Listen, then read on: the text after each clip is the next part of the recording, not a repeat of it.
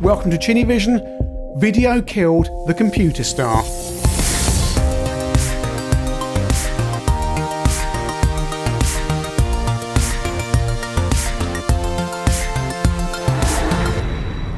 We take it for granted today we can grab video into your computer really easily and manipulate it all you want. I'm doing it now. It's so simple. It's so normal. You can take stills, you can grab video, you can take stuff from your VHS tapes, DVDs, whatever you want. You can do it. But back in the day, well, it was new and exciting, even just to grab an image into your computer. A company called Rombo bought out a Vidi Digitiser for the Amstrad CPC, and you could connect a video camera or a video player that had a very good still image on it because it required a still image, and you could grab an image into your Amstrad and it was used to good effect. I think Binary Design certainly used a video digitizer for raster scan, for example. I don't know if it's the Rombo one, but yeah, and then the 16-bit computers came along with better graphics, and the possibilities opened up to better quality video grabbing, not just a few colors in a very low resolution. You could grab pretty much, really good quality for the time images. And going into ham mode, you could do, pretty much real color images. And so Vidi, as I mentioned for the Amstrad, Rombo, bought out the Vidi Amiga. And this is the 12 model here. And it allows you to grab images into your Amiga, still images. Now this is the standard model. This requires you to have a still image to capture the picture, which would have been quite difficult back in the day because most VHS players had some kind of judder on them, even the expensive ones, when you press pause. So this was really designed for a video camera and you had a proper still image in front of it. Think of it as almost an alternative to a scanner. So you could point at a magazine cover and get your colour image in. Remember, video hand scanners were mainly black and white as well, whereas this thing on an Amiga 1200 could do 250,000 colours from 16 million, so in ham 8, and certainly couldn't do that on a hand scanner. There was an RT version as well, real time, which I'll show you in a bit. This one, which is ostensibly the same model, but it can capture a moving image, which is the one you really want to have. This is the one I bought initially and the one I had back in the day. Unfortunately, this model here is broken, so I had to go back on eBay and buy another one. So thank you to the channel's Patreon supporters for funding this kind of madness and just enabling me to go out and buy stuff. So this is what you get in the box. This was about £200 back in the day, as I recall. I'll see if I can find a proper price and put it on screen. Vidi Amiga 12 image capture. This one's gone to cash converters for £19 at some stage. It doesn't smell of cash converters anymore, thankfully. We look on the back. No other... This is really 1990s packaging. Yeah, make it stand out from the background, why not? No other system offers this level of specification for the price. Vidi Amiga 12 is the ultimate low-cost colour digitizer for the Amiga. There are no filters, no separate RGB splitter, because the first models of this required separate RGB filters if you wanted colour images. Colour images can be captured in less than a second. Mono images grabbed in real time. So this can do real time for mono, but if you want colour, then it has its own internal filters, and that's why it takes a little bit of time to capture it, whereas the RT version can do it in real life. Features included are multitasking software. Well, it's an Amiga, so I'd expect that. Advanced error diffusion, stippling, cut and paste. You can save animation files and load them. Composite or rest video input. It says 4096 ham mode here, but it can also do ham E mode or ham 8 and 256 colours, overscan, interlace and high res. Note, it can do all these modes, but it is only basically at this version. This version, well, they were selling this for £52.49 from Special Reserve initially, if you can see that there. But that it would have been far more new. This must have been sold off cheaply. Thing to note with this is, although it can do all sorts of fancy Amiga modes, forget any resolution capturing over 320 by 256, because that's all the 12 really does. It will happily capture in high resolutions, but there's no more detail there. So what do you get in the box? Right, you get, and I'm sure half the package is missing here, you get a Vidi Amiga 12, which looks the same as the RT, except the RT has 2 composite inputs on the back. They both have S-Video and both have a power supply and a pot. Oh, the 12 has a pot to adjust the brightness there. The RT does not. So you get that plugged into the parallel port. With this one, you get a power supply that runs from the floppy drive.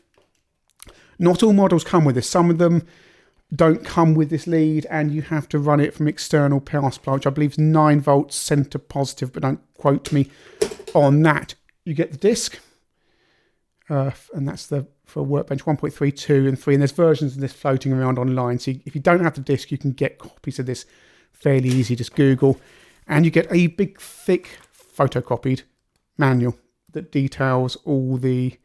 Is that Sean Connery there? Is that Sean Connery? Mr. Ken Shabby will know if that's Sean Connery or not. And it tells you how to use the software. And you can see the earlier version of the Vidi there, which was in black. And there's a few little things in this manual that are out of date for the 12. It's hardware designer Colin Faulkner, software designer Paul Carson, DTP Stuart Halliday. And this version is 2.5 January 1994, so probably the same one I had. Same manual I had, because I got mine 94 as well. So yeah, they even go into things like here. Not everyone has access to a colour camera. For those people who wishing to use black and white video camera with a Vidi 12, please follow these instructions. You will need 3 filters, red, green and blue, and it tells you how to capture colour from a black and white camera. So that's all you get in the box. And let's have a look at what's actually inside these, because since this Vidi Amiga 12 RT doesn't work, it captures a few bits of an image and then dies on you. Let's have a look at what's inside. Right, so it's Rombo 1993, and I imagine that big Philips chip there, if I can get you focused on there, is what's doing all the work. Philips chip from 1991. I can't really see. The chips are all dated 94. Those chips dated 94.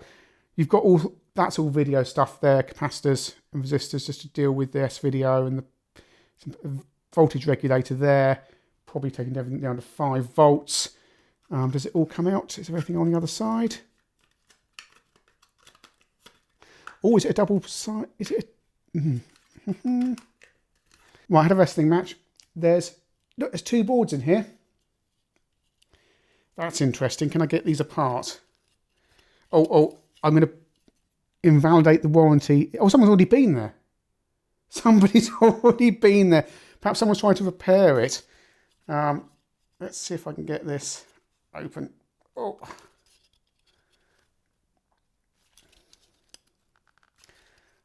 Two sets of pins either side. Just trying to get this. Right, they've put a screw in to hold these 2 boards together. So that, if you can see that, is what's on the bottom board there. So you're getting quite a lot of hardware for your money. Is that RAM? Do we think that's RAM? And then if you buy the Vidi 24, the 24-bit version that works in higher res, you get the extra RAM in there. Alright, and there's an Intel chip 1990. That would have been a bit weird if it had been 1990. I was looking at that there. Can we get you in there? See the Intel chip there. And we've got all these chips around here as well. And I think they probably RAM. I'm sure someone will know in the comments, but I imagine that's where the store, because this thing's going to have to grab the image and then shove it through the parallel port. And parallel ports aren't quick.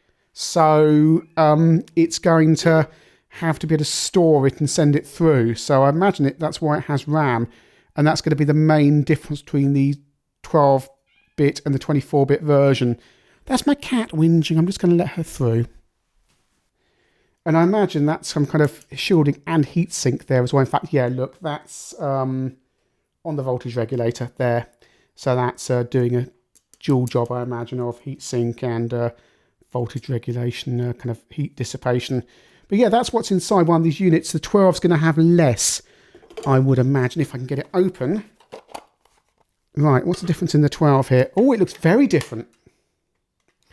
The 12 has a very different layout on the top there. If you can see that there.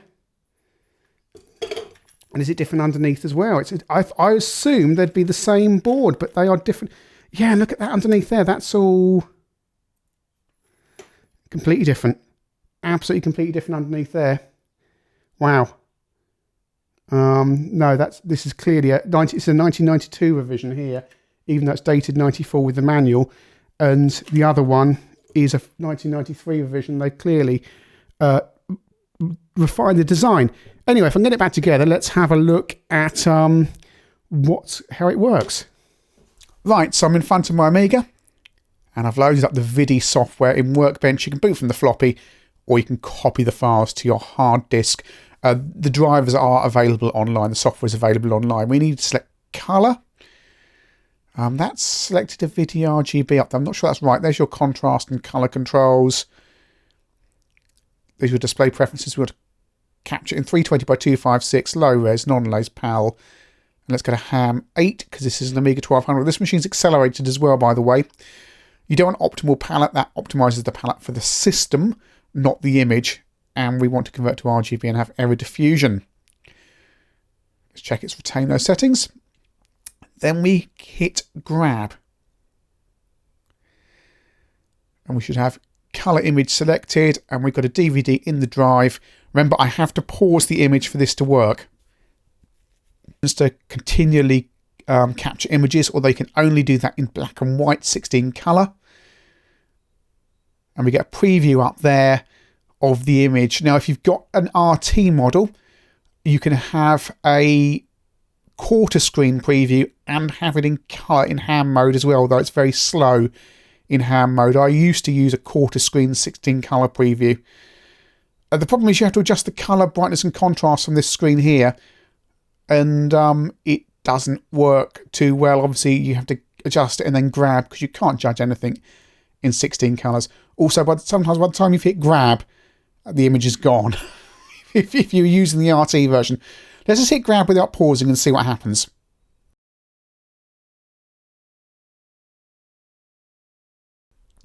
And that's what happens. You get a red image, a blue image and a green image, because the Vidi needs to have 3 passes at the image to get the colour. So that's what mesh you end up with on a non-RT version. Right, so you need to actually have PAL screen selected up there. And there we go. This should work now. Let's click that. Image may be a bit too dark. We will see.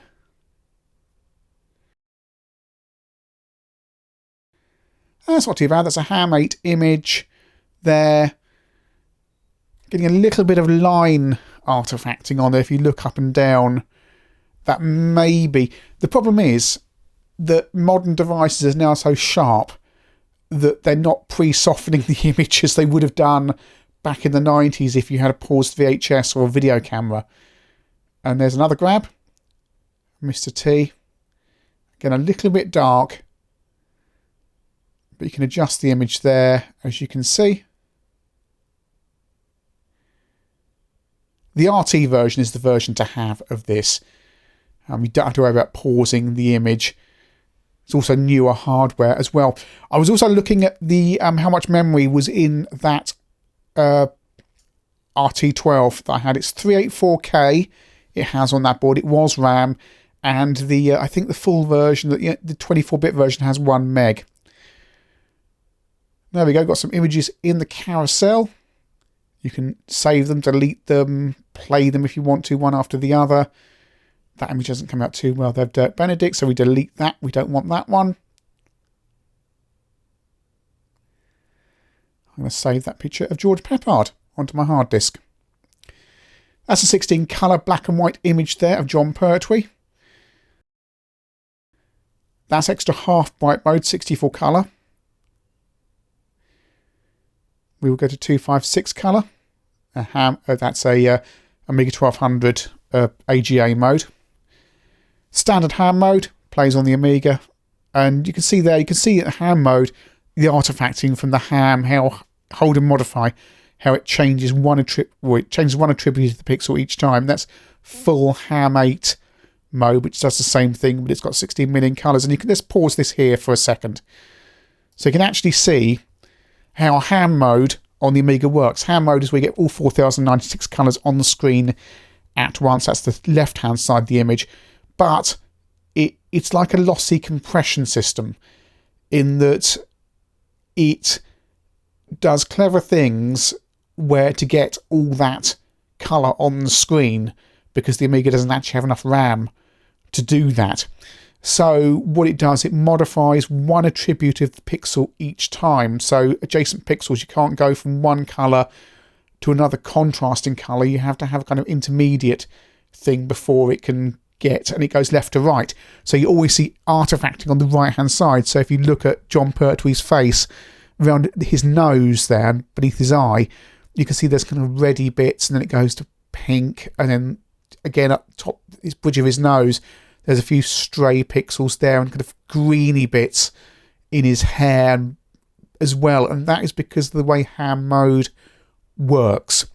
Ham 8 mode works the same way, but it's got far more colours to play with, so you've got a much better image on there. But you can see around his fingers, there's still that fringing as well, and that's why you can't use ham mode or ham 8 mode for games, because it would take so much calculation to do all move sprites around and stuff. It's really good for still images, but it's no good for moving images. And indeed, if you've got ham or ham 8 mode in DPaint, you've got the cursor moving around, you get weird fringing around the cursor when you're drawing things because of the way these screen modes work.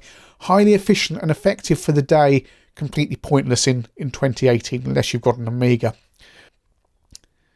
So what we can do is we can capture some sequences, almost like video capture. The Amiga will capture, and this is an accelerated Amiga, it will capture 16 colour black and white images as fast as it can. This is the only real-time aspect that the non-RT version can do. It can capture 16 colour black and white in real time, because it only has to capture one of those RGB images, if you see what I mean. So we've captured this. The Amiga is grabbing it to memory. Let's grab 63 frames now. Let's stop that. And we should be able to play it back. It's almost like very primitive video grabbing. Go to the carousel. And if we hit play, I'll just select which of these frames I want to start from frame 2.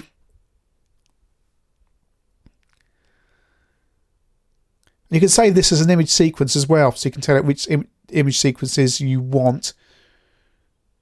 And then you could take all these frames into DPaint and colour them as well if you were that minded, if you wanted to turn this into a colour animation. You can do this in colour on the RT version as well. So here we go. So quite clean images. Animation, of course, is a prime candidate for capture as well. So there's 16 colours. This looks pretty good. It's just playing it back as fast as it can. This isn't real time. The Amiga's got no idea what real time actually is. You've also got some image processing options. So here we've got the K9 & Company logo in ham 8 mode. And you wouldn't really use these, but the package can do this. You can't select anything other than the full image. But you can turn it into negative if you want. You can apply all these different effects. It's a nice thing to put on the box, but it's no use at all. Well, there's a light and a darken option, and the soften option might be useful as well. The sharpen option's a bit harsh. And why would you want to do this? The thing is, if you've got DPaint, why are you doing this anyway? And remember, again, this is an accelerated Amiga, so this processing is pretty quick compared to even a standard A1200. You've got an A600 or 500, you've got a bit of a wait on your hands.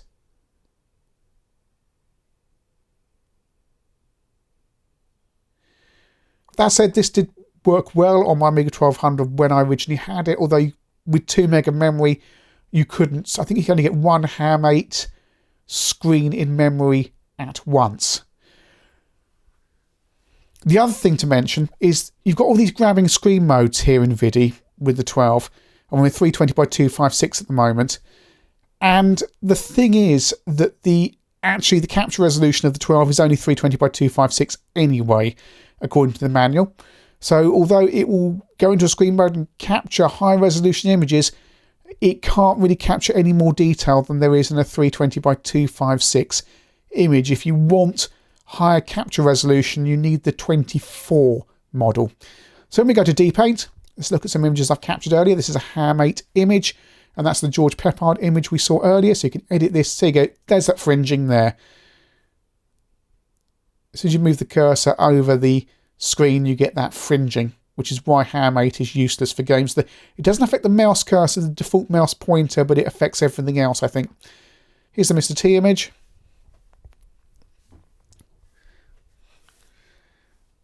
Don't know what this is going to be. Captured the other day. That's the K9 Company logo. A little bit oversaturated. I had the colour turned up too high. Go to 16 colour. What have I captured in 16 colours? Ah, Sarah Jane Smith. And this is just to give you a demonstration of different things I've captured and show you can load them into DPaint. Now, again, that's a 256 colour image. Nice, slightly oversaturated there on the text, but nice details on the face there.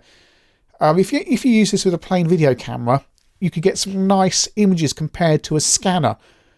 So this device has a lot of uses. That 64 colour mode, of course, has big restrictions in 64 colour mode on an Amiga. And this is going to be a normal ham screen that will work on any Amiga. And again, nice definition on the pinks around the face there. Comes up pretty well. With ham mode works really well when colours don't change too much. You get a nice graduation. It's where you look at the edge of her nostrils there. It goes red because it needs to jump. The pixels need to jump. But if you've got graduations on the colours, there's some fringing there. You see, if you've got gradual gradients, ham mode works fantastically. It's just those jumps in colour where it gets very messy. That's the same thing we saw earlier.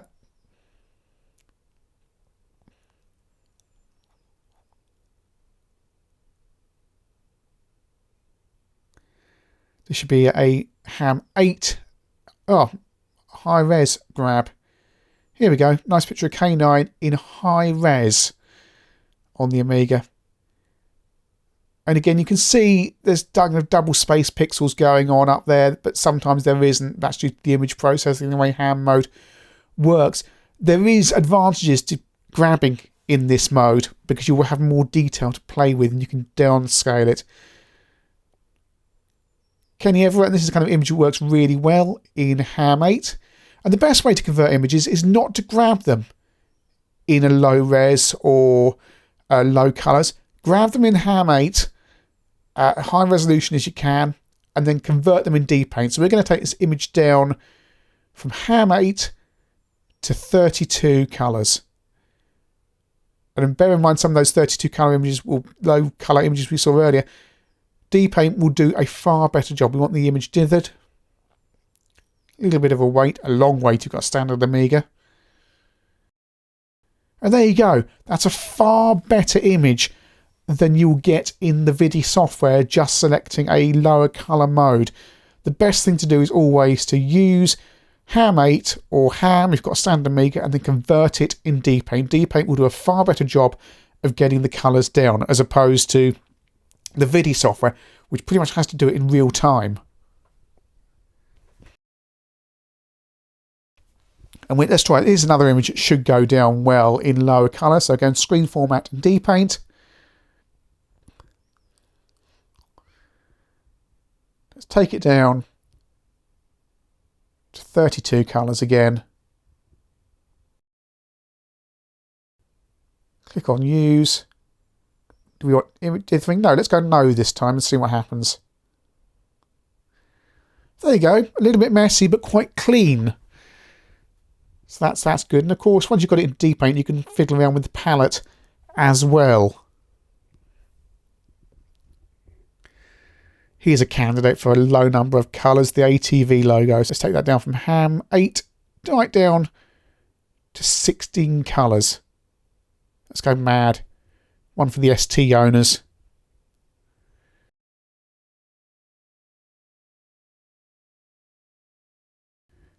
No, we don't want it dithered because that should give us, trying to avoid noise in the background. There we go. Look how clean that is.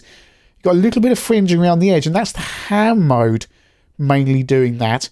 But we should be able to tweak the pixels and touch that out if we need to. You can see that there. That's hand fringing pretty much around the edges there.